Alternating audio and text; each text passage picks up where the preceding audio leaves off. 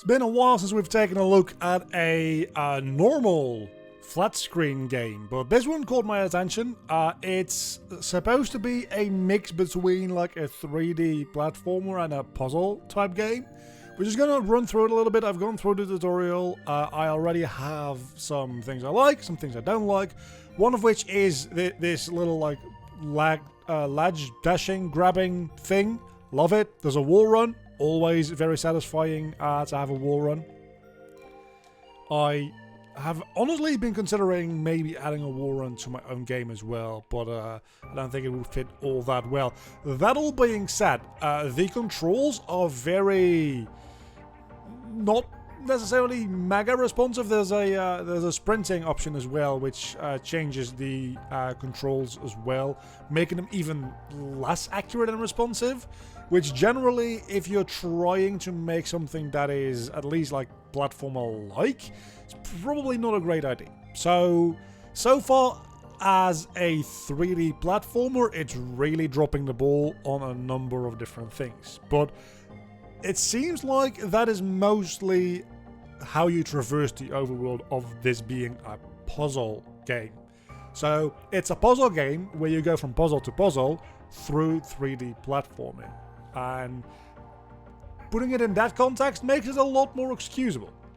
So let's go talk to this, for instance, because I think this is the puzzle mechanic in the game, and I'll explain to you how this works. So you get these Tetris-like pieces. They're not quite Tetris. Actually, no, they are Tetris pieces. You get these Tetris pieces and you put them in these little arenas over here.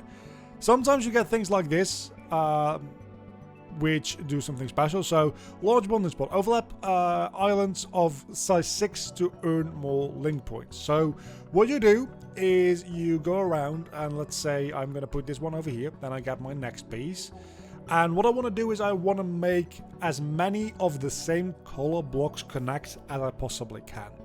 So I rotate this one around here so that the green is touching the green and the blue is touching the blue. Then this one doesn't fit anywhere around here, so let's put this blue down here instead. Can we maybe do something with this green and blue? No, we really can't. But I still want to connect the green to the green. So we're going to do that. So now this little thing here will activate and increase the amount of points I get for this island. We have some red going on here as well.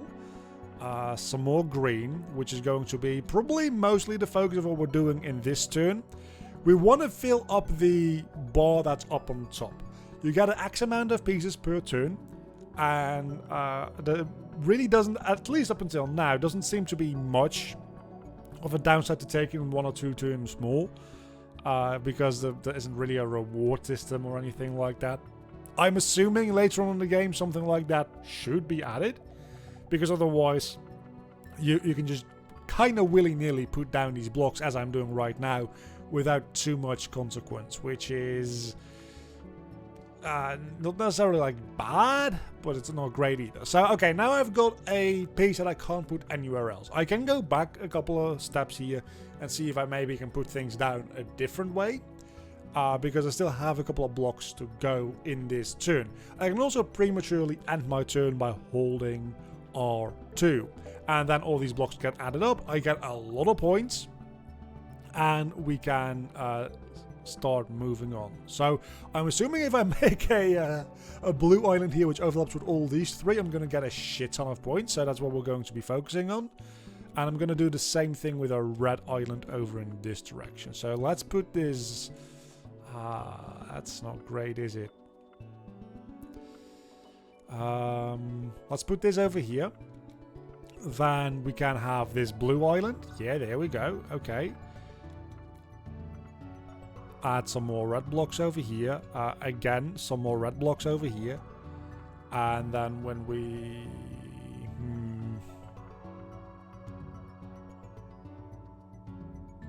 I want to keep my options open over there. So I'm going to just put this one like down here. And this is a lot more useful. It really isn't actually, now that I think about it. Because I want to be able to connect this one and this one together, right? So I need something that's a little more like a hook shape. And if I put this down here, I can't put anything else down on this entire island anymore. So we're probably just going to like rotate this and put it over here, just as like a bit of a junkyard. And I guess might as well put that with the blue on top. Can we put this anywhere around here still? I think probably not. So let's end the turn here. And now we probably don't need to pay too much attention anymore, honestly, because it should be really easy at this point to make these islands connect up well enough. So let's try to...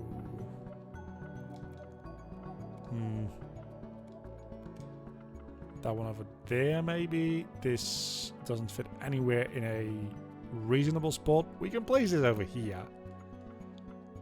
This one's only 3, so they're not all Tetris pieces. And it tells you when you have enough points to end your turn and complete the puzzle. So this really is the main gameplay thing going on for this game, is this fun little puzzle system.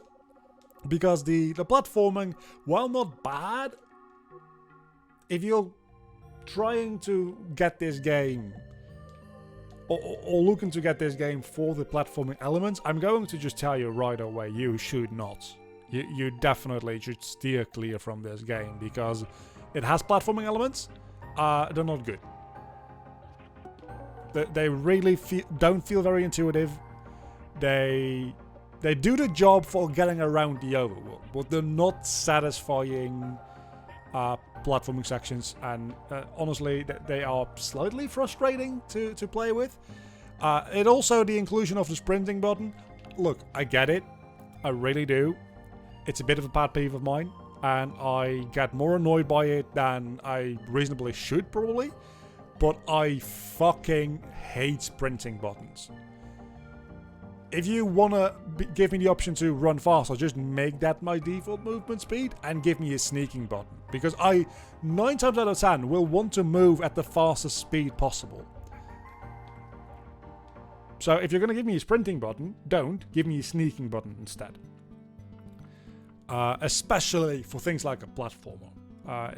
I generally prefer to just always have a sprinting button on. Like Super Meat Boy, as much as I love that game, does the same thing, where it gives you a sprinting button, but like 99% of the time I will be pressing down on that sprinting button. So if you just gave me a sneaking button instead, I would use that for precision jumps, and then all the other time I would just be running fast. And I think that works so much better for almost any type of game, really. So that's a pet peeve of mine. I am aware that it's probably not that big a deal for other people. I really didn't do that well on this first turn, did I? I think that little line up on the top is the minimum amount of points you need to gain in this turn. So there is something to placing down your things in an efficient manner still, though I don't know that for sure. Let's see, that should do the trick fairly well. This is relatively efficiently done, I think. Still could be better. Could be a lot worse.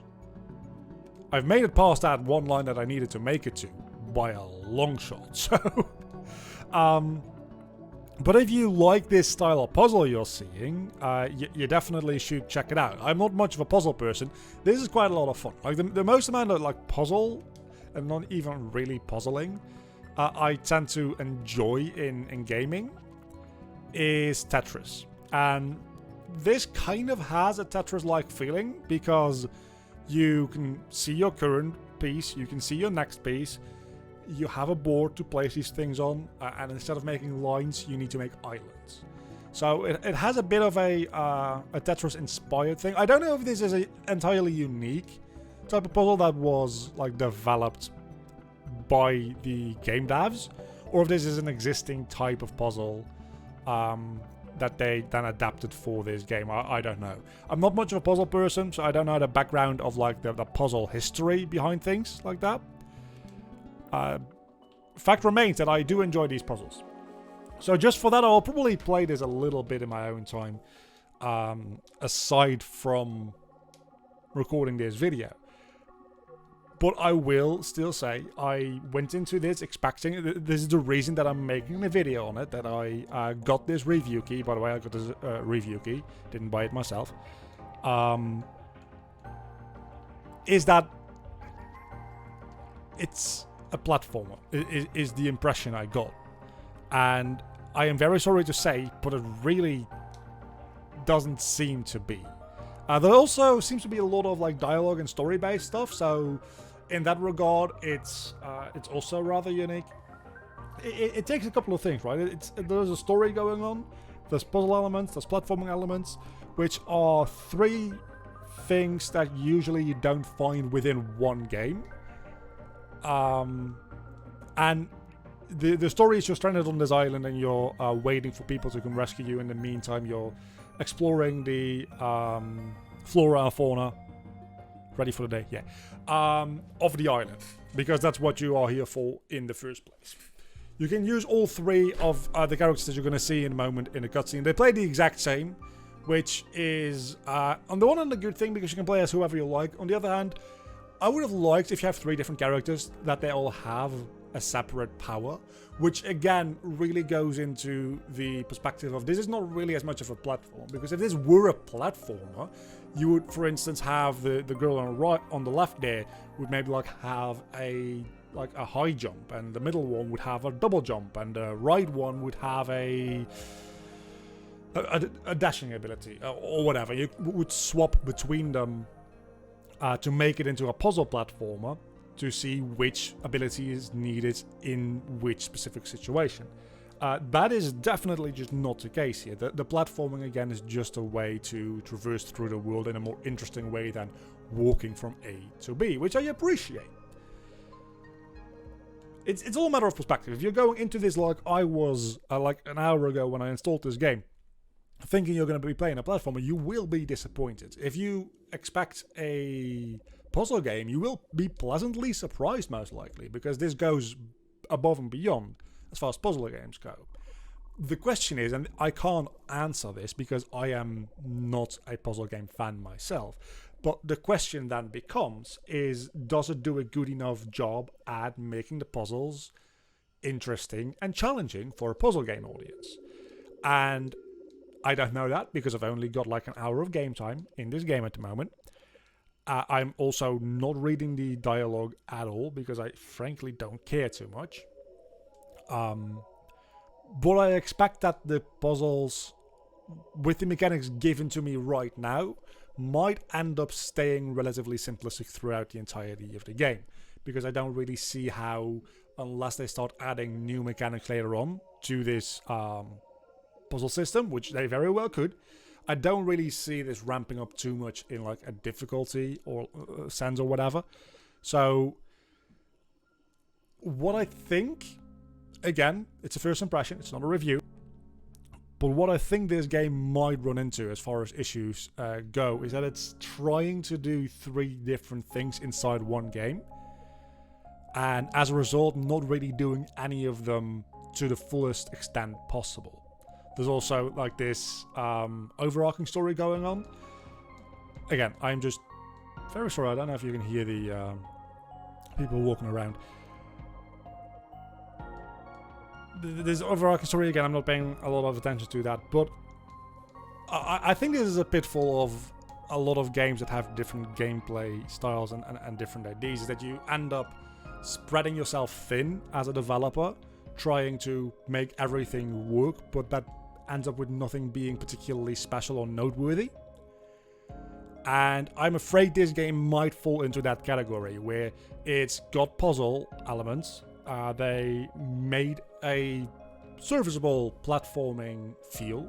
Again, it's definitely not great, and as somebody who spent the last couple of months really trying to fine-tune my own platforming mechanics in my own 3D platformer, I would say I'm relatively tuned into satisfying platforming at this point, and this game doesn't do that. It works. You can get from A to B in a more interesting way than just walking around, but it's not good platforming mechanics. I've gone over the fact that I think the puzzles will, and you'll have to refer to like more puzzle-based people to verify this opinion, but I think the puzzles will fall into a similar type deal where they're not bad necessarily, they work, they keep you somewhat engaged, but I think they are going to fall flat a little as the game goes on. And then all that's left is the story, which, sure, you can play the game for the story and like the atmosphere and the graphics and stuff like that. And I think generally the game doesn't look bad. It's got a bit of a PlayStation 2 feeling to it. There's a lot of animation that is like clearly distorting and morphing the characters. Doesn't necessarily have to be a bad thing. A lot of the textures are relatively low resolution, like these ones. It's definitely a like GameCube-y PlayStation 2 era type look this game's going for. But it's being rendered in like 4K in this case, because my screen is 4K. It could be 1080p, it could be like fucking 8K if you have a graphics card and a monitor that supports that. And that ends up, it really feels like I am emulating a PlayStation 2 game on my PC. And if that's a look you enjoy and that's a look you like, that's very much a good thing. So that's got something going for it at least. If you're looking for and the lighting can be a lot more complex and interesting than it could be generally on a PlayStation 2. So there's that too. But if you're looking for something that is actually like very pretty looking, this game's also not going to give it to you. So as you can see, there's a lot of this thing is there, and it has as a result that it's narrowing down the audience more and more. And I think because the audience gets narrowed down through so many different angles, the actual like final audience that this game can reach, that will enjoy this game, is going to be relatively narrow and niche. Let's see what this is about. Stand here and watch an example of wall jump. Yeah, I've already done this. Like, are you going to teach me to wall run and jump in every single level? Because you really don't need to do that. That also just implies that any platforming player would probably not need this tutorial second time, right? Like, that's a little overkill. There's also a lot of these checkpoints all over the place with the platforming, which again comes back to the point which this is not a platforming game. Because, do you see this? These things are, okay, and that is due to the bad controls. But do you see this? These things are the checkpoints, right? So they felt the need to give you a checkpoint here after crossing this one bridge, then doing one bridge again, which you can just jump past. They give you another fucking checkpoint. And I honestly wonder why they do that, because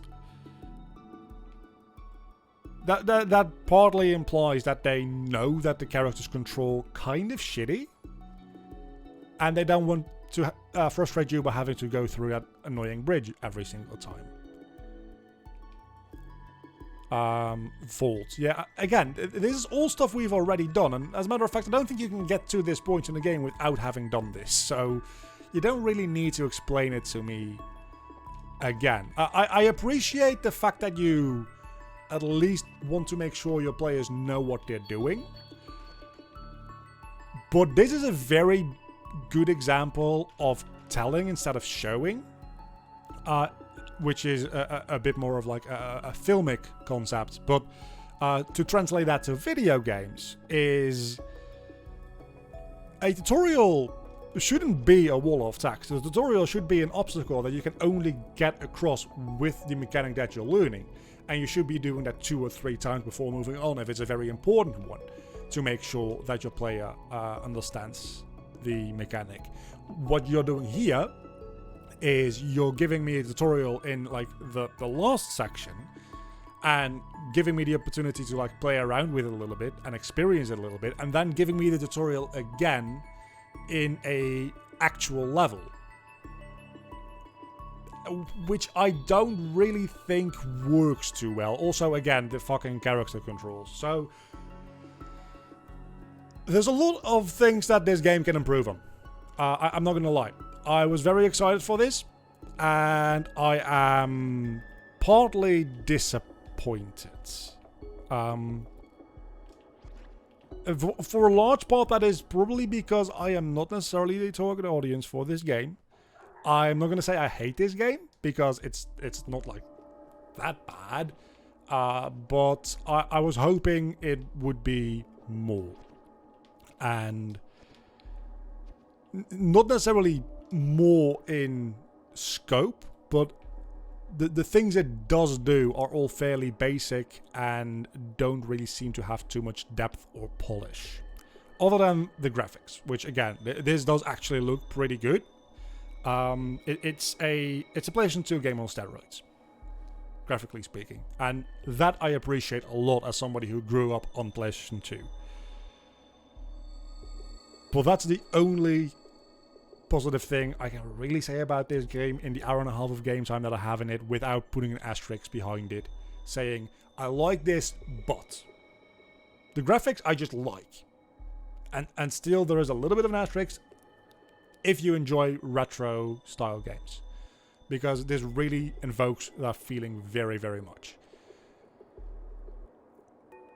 If you want to get this game, there's a link down below in the description. If you don't want to get this game, as I said, it's probably a fairly niche audience that's going to enjoy this game, so I wouldn't blame you.